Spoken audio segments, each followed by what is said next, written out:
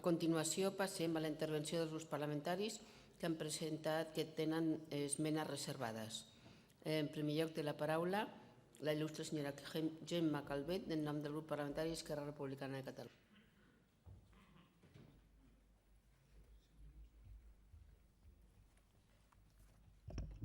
Gràcies, presidenta, conseller.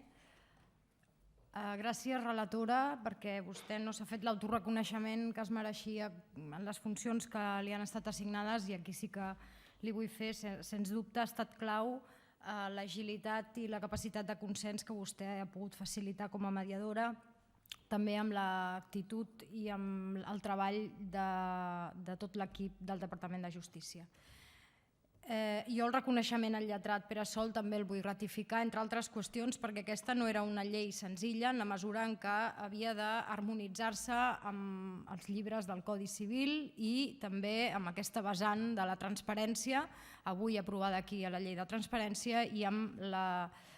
les directives europees o almenys els plantejaments europeus que en matèria de fundacions s'estaven treballant. I sens dubte també perquè al final el que ha posat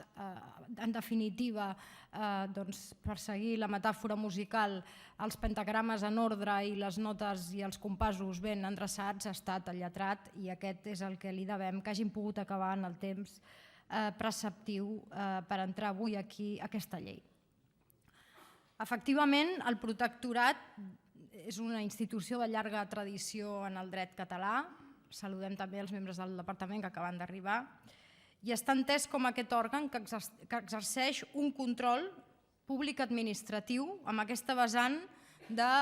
les entitats que són fundacions i associacions, en aquest cas vinculats a les fundacions, de col·laboració de la societat civil amb afers que són d'interès general.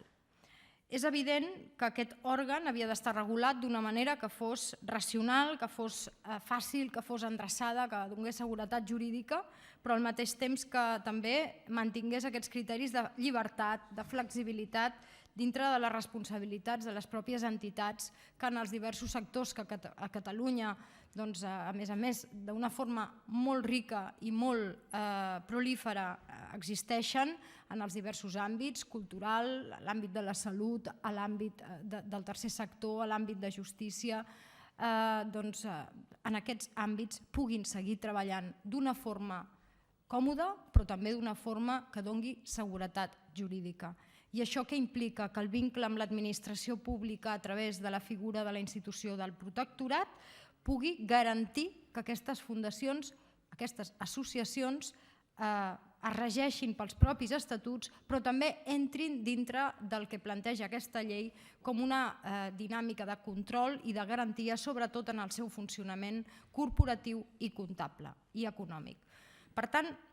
el protectorat ha de ser una eina útil, i aquesta és la finalitat d'aquesta llei. Una eina útil, una eina que també brindi transparència i doni a la capacitat de l'administració de fer de la seva intervenció una utilitat pública a les entitats, una qüestió de rigor i de garanties per la ciutadania. Perquè és evident, en aquesta interacció de les entitats amb la ciutadania, els ciutadans, les ciutadanes també tenen uns drets que estan vinculats a aquesta funció de garantia que atorga el protectorat. S'han endreçat les capacitats d'inspecció, les capacitats de sanció. Aquestes sancions, nosaltres en l'única esmena que ens hem reservat entenem que també haurien d'estar adequades la seva imposició a la capacitat econòmica de les entitats, per això nosaltres hem reservat aquesta esmena, però sí que s'ha tingut present i s'ha ponderat al màxim els criteris comparats amb aquest tema de sancions econòmiques. És evident que hi ha un alt nivell d'exigència en matèria de portar els comptes al dia, però és que això és la millor garantia per evitar, per prevenir, per reduir al màxim els riscos legals en el funcionament de les pròpies entitats. Per tant, entenem que en la mesura en què està ben tassat des del punt de vista normatiu quines són les obligacions i el protectorat, quines són les seves funcions de vetllar perquè aquestes obligacions es compleixin, hi ha més garanties perquè les pròpies entitats tinguin capacitat, en la mesura que tenen un catàleg, una guia, un full de ruta, si volen, de com han de treballar, puguin garantir que no hi hagin problemes interns ni problemes amb tercers derivats de les seves actuacions. És interessant, i aquí m'hi vull dedicar, a l'aspecte de la interacció amb les entitats vinculades. En l'article 15 hem hagut de fer un esforç important de consens i aquí efectivament ha estat la capacitat integradora de totes les aportacions de tots els grups, perquè jo penso, si no em falla la memòria, que en aquest punt vam estar d'acord tots els grups de forma unànime i m'hi vull referir especialment. Quan establim els criteris d'entitats vinculades i el conflicte d'interessos, que és un dels aspectes potser més sensibles a l'hora de regular, vam decidir, també acompanyats pel criteri del lletrat en les seves orientacions, que la consideració d'entitats vinculades s'havien de regir per diversos requisits. Un, que les persones membres dels respectius òrgans de govern coincidixin amb més d'un 30% segons els criteris establerts al Codi Civil de Catalunya. Per tant, seguíem el criteri que ja està establert. La segona és que les operacions amb transcendència econòmica entre aquelles entitats representin més del 20% del total de despeses de l'exercici comptable anual de qualsevol d'elles. I tercera, que l'immobilitzat d'una de les entitats provingui o hagi estat aportat amb més d'un 30% per una altra entitat. Aquests són criteris objectius. És evident que a l'hora de posar-los en pràctica i a l'hora que això doni lloc a una seguretat jurídica, farà falta també la decisió personal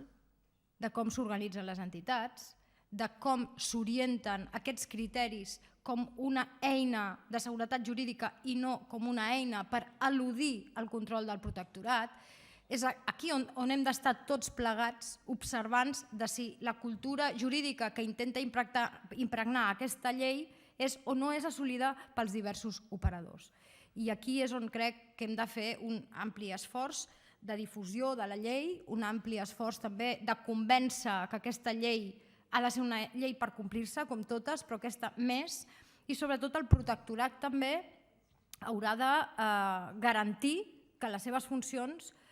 es desenvolupin amb el màxim zel possible, perquè per això està constituït. El que no podrà fer el protectorat amb la llei que avui aprovem és ni mirar cap a un altre cantó o dir que no està suficientment regulat.